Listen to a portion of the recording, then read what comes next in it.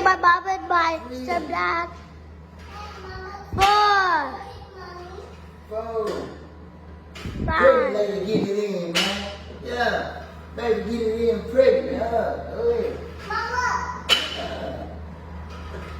Mama, get it in, pregnant.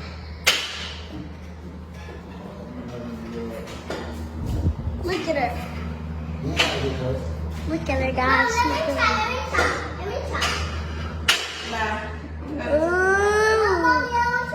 No bullshit. This is all woman. Tell them, baby. Yes, it's the woman. So boom. Okay. I say, yeah, yeah, yeah, yeah, yeah, yeah, yeah, yeah. I'm coming out the you know that I'm about to make a way. Yeah, yeah, yeah, yeah, yeah, yeah, yeah,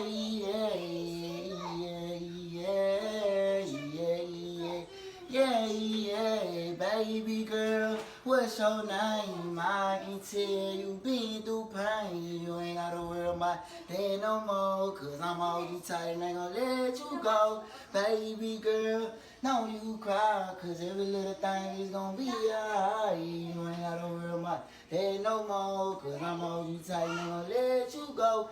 Yeah, I know that you been hurt in the past. I hope you don't do me like my mama did my daddy. Yeah. I'ma get to that. She played. I was trying to call her and she wasn't answering. I was trying to call her son. He wasn't answering. And then he finally answered and said that she had got shot. Let me ask you something. Have you ever loved someone so much it hurts? Not the good kind of hurt. The kind that leaves bruises on your skin, your spirit, the people around you. That's where Shasmine Clack found herself in early 2025. Her boyfriend, Alonzo Hunter, wasn't always the monster he became. In the beginning, he was the kind of man who'd show up at her job with lunch just to see her smile. He'd play with her kids like they were his own. But love like that doesn't turn toxic overnight. It happens in stages: a jealous comment here, an accusation there, a slow suffocation disguised as protection. By the time Shasmine realized what was happening, she was already trapped, not by chains, but by fear, by hope, by the baby they just had together. And then, on February 1st, 2025, it all ended in gunfire on Tanner Drive. But how? How does a love story turn into a crime scene? Let's talk about it. Welcome to Crime Lab Report, where the darkest crimes meet the light of justice. I'm your host, and today, we're diving into a case so horrifying. So sit back and prepare yourself, because what you're about to hear will haunt you long after this video ends. Here's what we know.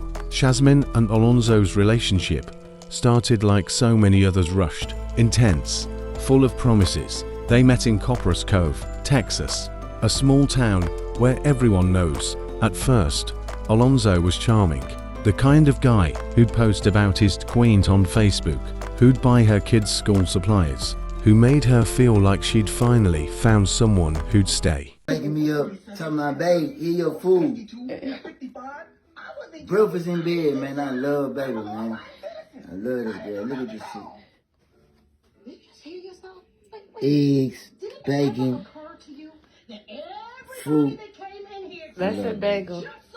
But there were cracks, small ones, easy to ignore, like how he'd get quiet if she talked to male co-workers, how he'd joke about checking her phone.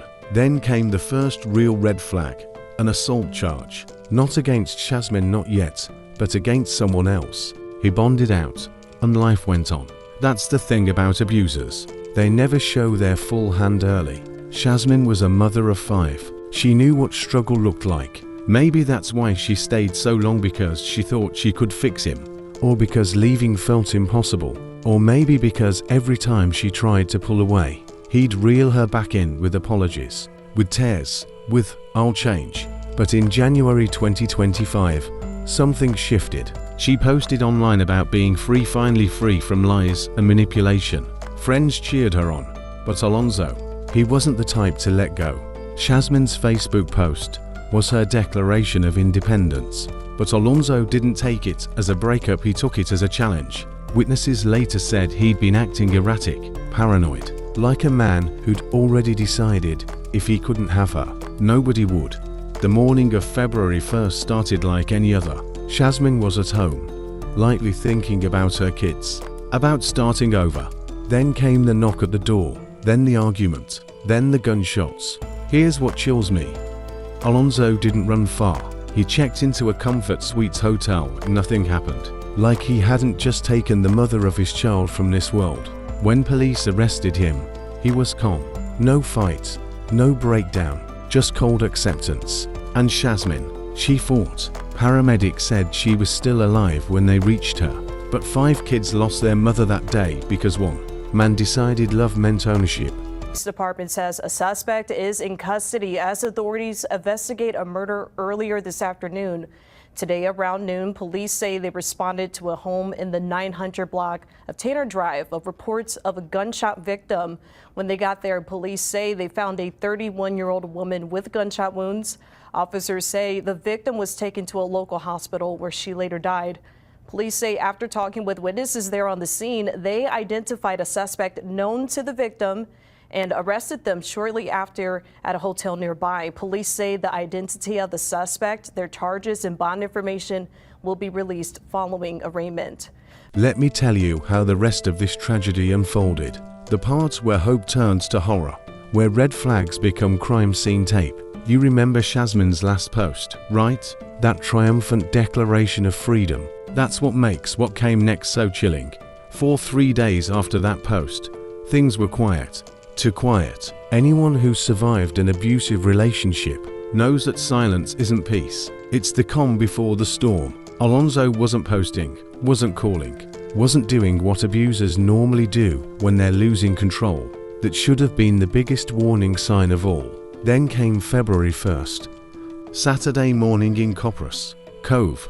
Shasmine was home with her kids when the door opened. Maybe she thought it was a neighbor. Maybe part of her already knew. Witnesses reported hearing shouting first. Not unusual in apartment complexes, where thin walls carry everyone's business. Then the gunshots. Not one, not two, but multiple. That's what tells us this wasn't a crime of passion. This was execution. Here's the detail that haunts me most. When police found Alonzo at that Comfort Suites hotel, he hadn't even tried to leave town. He wasn't packing a bag or buying a bus ticket. He was just waiting, like a man who'd done exactly what he set out to do. Now let's talk about what happened next, because this is where the real injustice begins. Alonzo had already been out on bond for assault when he killed Shasmine. Let that sink in. The system had multiple chances to stop this and failed every time. His bond was set at $500,000. Sounds like a lot until you realize he'd been walking free on a $15,000 bond for his previous violence. Shasmine's family had to set up a GoFund just to bury her while her killer sits in jail, watching TV. 5 children have to grow up visiting a gravesite instead of hugging their mother. And the worst part, this wasn't some unpredictable tragedy. This was a homicide decades in the making, with warning signs as clear as billboards that everyone missed until it was too late. So here's what I want you to take away from Shasmine's story. Domestic violence doesn't start with a gunshot. It starts with a look, a comment, a joke that isn't funny. It grows in the silence of bystanders who think it's not my business. By the time the police are involved, it's often too late. Look around you right now. Someone you know is in a relationship. Shasmine's was in the beginning. Someone is making excuses for behavior that should be unacceptable. That's where change starts.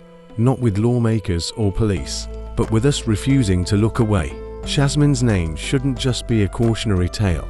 It should be a battle cry. Because the next time you see the signs, you could be the difference between someone walking away or becoming another statistic. The question is, will you speak up?